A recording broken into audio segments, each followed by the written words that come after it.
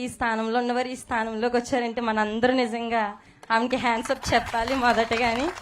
నిజంగా గ్రామంలోకి రావడం ఒక పద్ధతి అయితే పని దగ్గరికి పని వాళ్ళ మధ్యలోకి రావడం నా హార్ట్ఫుల్ వెల్కమ్ మేడం. నిజంగా ధన్యవాదాలు. నిజంగా మరి వైఎస్ రాజశేఖర రెడ్డికి నాకు అంత అనుభవం నాకు తెలియదు, కానీ నాకు తెలియని వయసులో ఆయన గారు మరి చనిపోవడం జరిగింది. అయితే పరిశుద్ధ గ్రంథంలో ఆయన ఒక మాట అంటుంది, మత్తయి సువార్తలో 10లో, అంటే ఇది చెప్పొచ్చో చెప్పకూడదో సోషల్ మీడియా నాకు తెలియదు, కానీ ఫ్రీ ఫ్రీ ఫ్రీ అని 3 దిక్కలు రాసి ఉంటుంది అనమాట. దానికి అర్థం ఏంటంటే మత్తయి 10:8 అధ్యాయం అంటే 108 ప్రజలకి ఇది ఉచితం, అలాగా బడులు ఉచితం. అలాగా ఆయన దేవుళ్ళు నడిచాడు కాబట్టి, అంటే దేవుడి పరంగా నేను చెప్పకూడదు, బట్ ఆయన అంతలాగా అందరికీ ప్రజలకి నిజంగా మనలాంటి కూలి వాళ్ళకి అన్నిటికీ ఫ్రీగా ఉండడం, హాస్పిటల్ స్కూళ్ళు ఈ పని కనిపించిన అతను కూడా అతనే నాకు తెలుసు. నాకు తెలియలేని వయసులో మా నాన్నగారు వెళ్ళారు. నాన్నగారికి అప్పుడు కొంచెం యాక్సిడెంట్ అయ్యి చేయికి ఇబ్బంది అయ్యింది. మేము తినలేని పరిస్థితి. అప్పుడు ఫస్ట్లో బియ్యం ఇచ్చేవారంట, మరి నాకు తెలియదు, అమ్మ చెప్పి ఉండేది. వైఎస్ రాజశేఖర రెడ్డి గారు అప్పుడు ఫస్ట్ పనికి వెళ్ళినప్పుడు ఇలా బియ్యం ఇచ్చారు. నాన్నకి చెయ్యి దెబ్బ తేలినప్పుడు మీరు చిన్న పిల్లలమ్మ అప్పుడు అన్నారు. మరి భర్త బియ్యం ఇచ్చారంటే ఎన్ని రోజులు లేరో నాకైతే తెలియదు. నిజంగా అందుని బట్టి ఆయన గారికి, ఆమె కోసం పోరాడుతున్న అమ్మగారికి నా హృదయపూర్వక వందనాలు. నిజంగానే మరి మాకైతే ఊరి సమస్యలు ఈ ఉపాధి పనికి వచ్చి అయితే మరి ఇంతవరకు అసలు ఫొటోస్ అనే స్కామే ఉండేది కాదు. మరి నేను వచ్చిన ఫస్ట్లో అయితే తర్వాత ఒక 10 మంది గ్రూప్ తీసేవారు. అది ఓకే, ఎవరైనా దూరంగా ఉంటే ముసలి వాళ్ళు రాలేని వాళ్ళు కొంచెం మేము వాళ్ళ తరపున నుంచొని ఆ ఫోటోకి స్వీకరించే వాళ్ళమి. ఇప్పుడైతే ఎవరు స్కాన్ వాళ్ళదే, పోనీ వచ్చినా కూడా పడడం లేదు. ఆ కళ్ళు ఇలా అందరూ అలా కొట్టలేరు. మరి ఈరోజు వచ్చేటప్పుడు ఒక ఆవిడ పడిపోయింది. మరి ఆవిడ పరిస్థితి ఏంటి, భర్త లేడు, బిడ్డడేమోని అనమాట.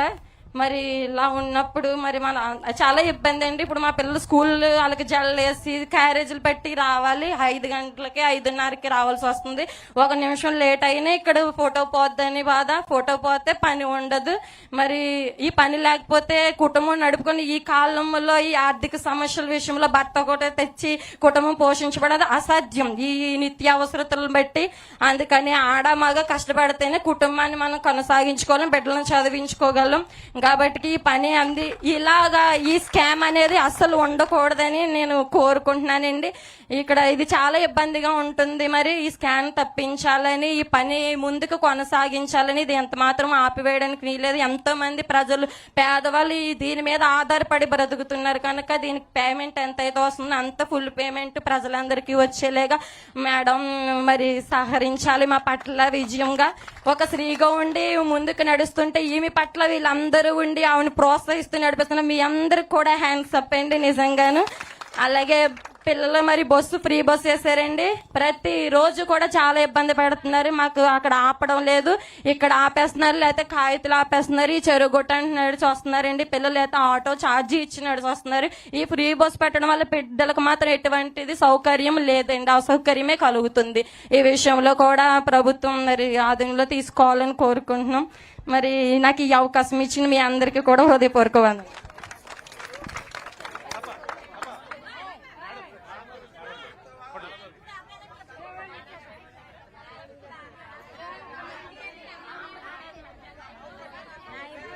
మేడం ఫ్రీ బస్సు పెట్టారు కదండి మేడం, అది వరకు కూడా స్కాలర్షిప్ తీసుకున్నామండి. ఇప్పుడు కూడా అలాగే స్త్రీలకి ఫ్రీయే కాబట్టి అయినప్పటికీ మీ ఊర్లో మేము ఆపము అని చెప్పేసి ఖచ్చితంగా చెప్పేసి పిల్లలందరినీ 20 మంది పిల్లలు ఉంటారండి మా గ్రామంలో, ఇంకా పైబడే ఉంటారు. వాళ్ళందరినీ కూడా అక్కడ ఆపేస్తున్నారండి, నడిచి వస్తున్నారండి, లేకపోతే ఆటోకి ఛార్జీలు ఇచ్చుకొని వస్తున్నారు మేడం. ఇది అంటే ఆడవాళ్ళకి ఫ్రీ ఇవ్వాలి కాబట్టి అసలు ఫ్రీ ఇవ్వద్దనే ఉద్దేశంతో బస్సే ఆపట్లేదు మేడం.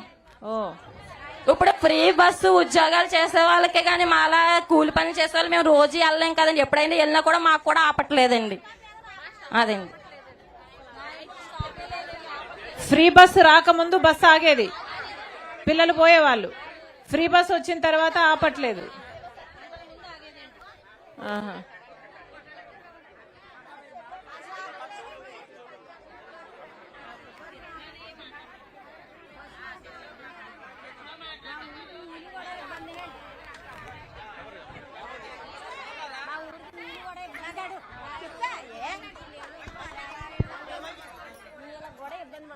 మా అలాంటి అయితే కుళాయి లేదు, కుళాయి అన్నది లేదు మా ఇంటికి. చాలా మందికి కుళాయిలు ఉన్నా సరిగా నీళ్లు రావడం లేదు. మీరు చూసుకోవాలి.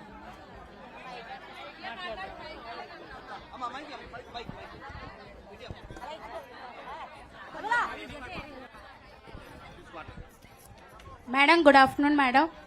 ఇక్కడ రాజకీయ నాయకులందరికీ వందనాలు. మేడం మాకు పని తీరు అయితే 100 రోజులని ఇచ్చారు, కానీ ఎవరికి 100 రోజులు పని చేసే అయితే వీలైతే లేదు మేడం. ఇక్కడైతే ఒకప్పుడు డాడీ ఉన్నటప్పుడు అయితే టెంట్లని ఫస్ట్ ఎయిడ్ కిట్ అని అందరికీ ఇచ్చేవారు, కానీ ఇప్పుడైతే ఒక టెంట్ కానీ కనీసం వాటర్ ట్యాంక్స్ కూడా ఏమి ఇవ్వట్లేదు. మంచినీళ్ళు కూడా ఇవ్వరమ్మా? మంచినీళ్ళు కూడా ఇవ్వరు. మంచినీళ్ళు కానీ కనీసం ఏదన్నా పడిపోతే వెంటనే కనీసం ఆ మందు రాసుకొని టాబ్లెట్ అన్ని వేసుకొని ఇక్కడే రెస్ట్ తీసుకోవడానికి కూడా మందులు కూడా ఇవ్వరు మేడం. మా దగ్గరలో కూడా మాకు హాస్పిటల్ కూడా లేదు. మీకు ఏదైనా కావాలన్నా సరే మేము పక్క ఊరికే వెళ్ళాలి మేడం. అదే కాకుండా ఈ ఉపాధి పని ఈ రామ్జీ పథకం పెట్టడం వల్ల చాలా మంది నష్టపోతున్నారు మేడం. అంతే, ఎందుకంటే ముసలోళ్ళు వస్తారు మేడం, ఒక్కొక్కరు వస్తారు, వాళ్ళు పని చేయలేరు. పని చేయకపోయినా సరే మేము వాళ్ళు ఉండి, ఎందుకంటే